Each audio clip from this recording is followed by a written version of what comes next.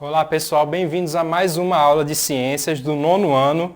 Meu nome é Will e a gente vai desvendar algumas coisas sobre equações químicas, certo? É o tema da aula de hoje. Mas para isso a gente sempre relembra das outras aulas que a gente viu. Então você lembra da aula anterior, dessa equação aqui, que o Rabisco pediu para a gente prestar atenção, né? Tem aí ferro mais HCl, que é ácido clorídrico, vai gerar H2 mais cloreto de ferro. Beleza. E aí tem uma dúvida, né? Esse 2 aí, nessa equação química, o que é que ele significa? O que ele significa, né? Vamos ver. Para entender o que ele significa, a gente precisa saber como essas equações químicas são escritas. E elas têm uma simbologia, têm uns códigos que a gente precisa decifrar, certo? Aqui na tela a gente está vendo um exemplo do oxigênio, tá ok? Esse oxigênio molecular aí, a molécula de oxigênio. Então a gente tem um número bem pequeno, que é um 2. Ele significa o número de átomos daquela molécula, certo? Então, no caso da molécula do oxigênio, ela é formada por 2 átomos de oxigênio. Esse O, que é a parte maior, é o símbolo do elemento químico que está fazendo aquela molécula. No caso da molécula do oxigênio, o elemento químico é o oxigênio. Mas veja só, toda vez que eu falar de oxigênio molecular, eu estou falando da molécula de oxigênio, que é feita por 2 átomos de oxigênio juntos. Na tabela periódica, você vai ver o O do oxigênio, com todas as informações sobre ele, mas ali é referente a apenas um átomo, tá ok? Vamos voltar lá para a tela para entender melhor também.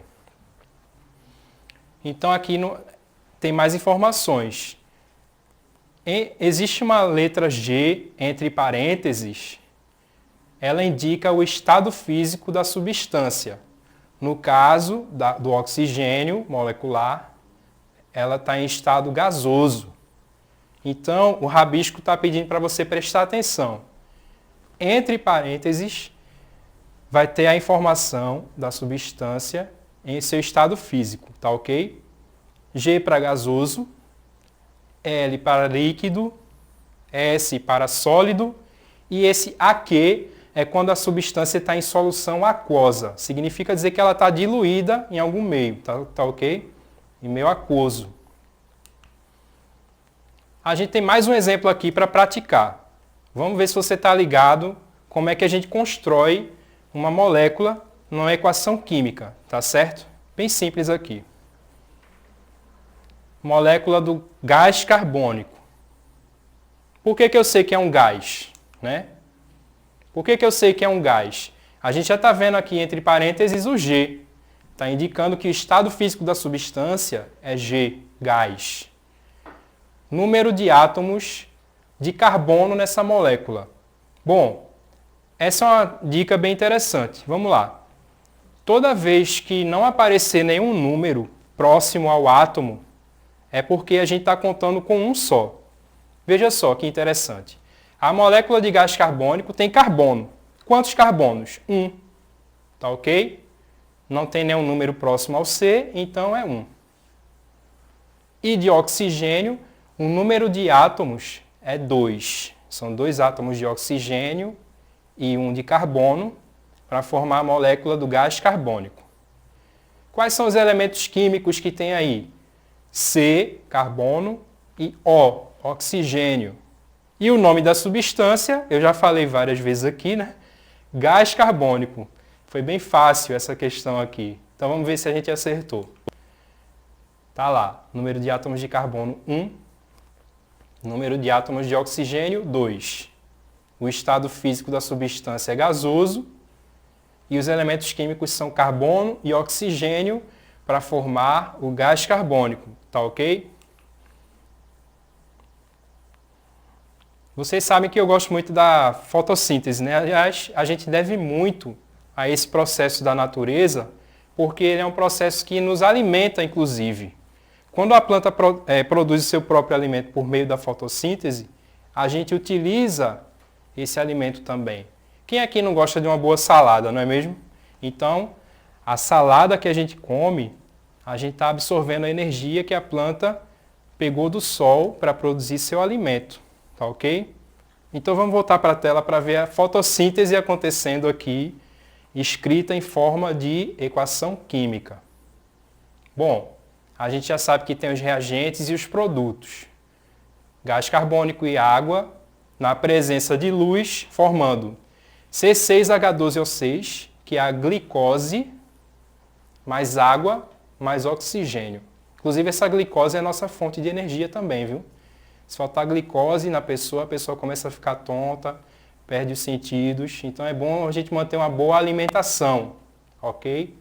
Bom, preste atenção aqui numa coisa. Aqui, desse lado dos reagentes, a gente tem o número de átomos dessas moléculas. E aqui do outro lado, dos produtos também. Vamos conferir aí na tela se está tudo certo, né? Carbono 1, oxigênio 3 e hidrogênio 2 entre os reagentes. Nos produtos, a gente tem 6 carbonos, 9 oxigênios, 9 átomos de oxigênio e 12 átomos de hidrogênio. Ué, está equilibrado isso aí? Veja, se você olha uma equação química e de um lado dos reagentes tem um número de átomos e do outro tem um número diferente de átomos, ou ainda, se do lado do reagente tem um átomo que não está presente do lado dos produtos, então tem alguma coisa errada, certo? Por quê? Porque segundo esse cara aqui, está na tela, a soma das massas das substâncias reagentes é igual à soma das massas dos produtos da reação. Aí a frase mais conhecida dele. Na natureza, nada se cria, nada se perde. Tudo se transforma. Quem falou essa frase foi Antônio Laurent Lavoisier. E ele viveu entre 1743 e 1794. Mas vamos fixar nessa parte aqui.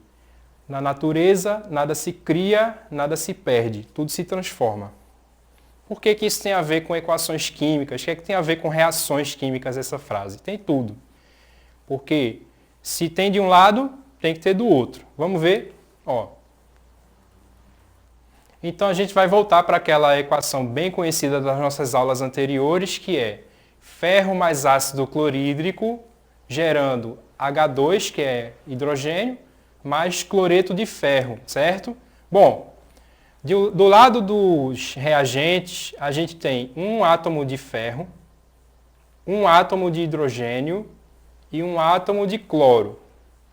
E do lado dos produtos, a gente tem um átomo de ferro, 2 de hidrogênio e 2 de cloro. Não está igual, certo? O que a gente pode fazer para equalizar isso aí? Veja, na aula anterior foi o desafio que Rabisco deixou, vocês lembram?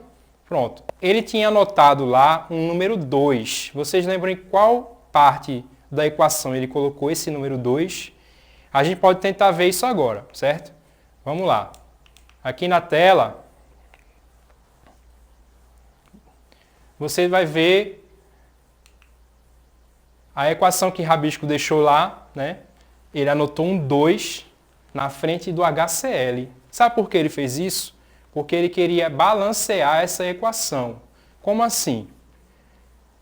Se você colocar um número grande antes da molécula que você está se referindo, você está multiplicando esse número pelo número de átomos da molécula. Vamos dar um exemplo aqui.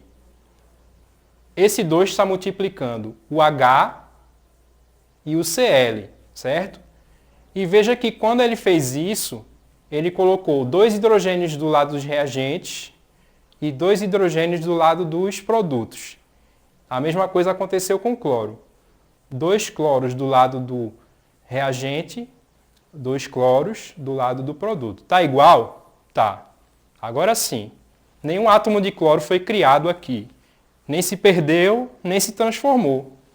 O que aconteceu foi que foi necessário usar 2 moléculas de HCl, certo? De ácido clorídrico, para fazer a reação funcionar e gerar H2 mais FeCl2, que seria aqui o cloreto de ferro, tá ok? Então isso é interessante a gente entender esses símbolos, que é que eles significam, para a gente conseguir fazer um balanceamento das equações. Então vamos ver mais símbolos que podem aparecer, vamos lá. Está aqui na tela. C6, vamos lá. Está aí na tela. CO2 mais H2O, na presença de luz, gera C6H12O6 mais H2O mais O2. Essa equação é a equação da fotossíntese. Mas eu estou chamando a atenção para um símbolo que está aparecendo em cima da seta de reação. Esse símbolo é lambda, que é uma letra grega. Ela é usada toda vez que na reação é necessária a presença de luz para ela acontecer. Certo?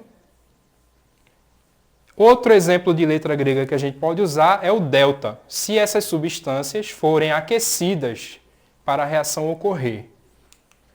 Vamos voltar aqui para um exemplo que eu falei para vocês na aula passada, né?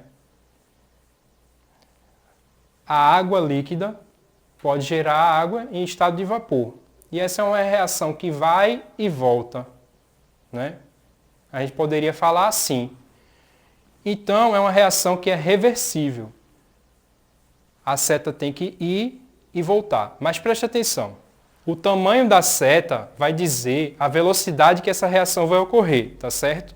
Se a seta maior for para a direita, significa que a velocidade para gerar os produtos é maior do que a velocidade do produto gerar os reagentes, tá certo? Beleza. Tem mais símbolos aqui para a gente ver. Vamos ver aqui nessa primeira equação química, que é bem grande, essa de cima, certo? Na aquoso mais Cl em meio aquoso, mais Ag em meio aquoso, mais NO3 em meio aquoso, vai gerar AgCl em estado sólido, mais Na em meio aquoso, mais NO3 em meio aquoso. Eu estou falando só os átomos para você depois dar uma olhada na tabela periódica e procurar Na, Cl, Ag, mas vamos falar aqui as substâncias. Sódio mais cloro, mais prata, mais nitrato, vai gerar cloreto de prata, mais sódio, mais nitrato, certo? Preste atenção aqui, o cloreto de prata, ele está com um Szinho aqui, certo? Perto dele. Significa que ele está em estado sólido. E o que acontece com o sólido dentro de um meio aquoso? Ele vai para o fundo, se ele for mais denso. A gente chama isso de precipitação. Ele vai lá para o fundo e fica lá no pote, no fundo do pote. Foi o que aconteceu aqui com essa reação. Esse cloreto de prata desceu até o fundo. Para representar uma precipitação na equação química, a gente coloca uma setinha para baixo, certo? Que é quando ele desce, ele é mais pesado do que o meio aquoso. Já na reação de baixo, a gente tem a famosa reação do peróxido de hidrogênio com a luz, né? Tá vendo o lambda ali? Vai gerar água mais oxigênio em forma gasosa. Veja o que está depois do oxigênio, uma seta para cima, certo? Essa seta para cima, inclusive o rabisco está do lado aí, para você prestar atenção direitinho, essa seta para cima significa que esse oxigênio foi liberado da reação em estado gasoso, ou seja, borbulhou aí, ele saiu em estado gasoso, tá certo? Beleza. Vamos voltar aqui para o desafio, vamos fazer o desafio agora, para encerrar. Responda no caderno o seguinte: esta reação que está aí embaixo é uma reação de decomposição ou análise de qual tipo?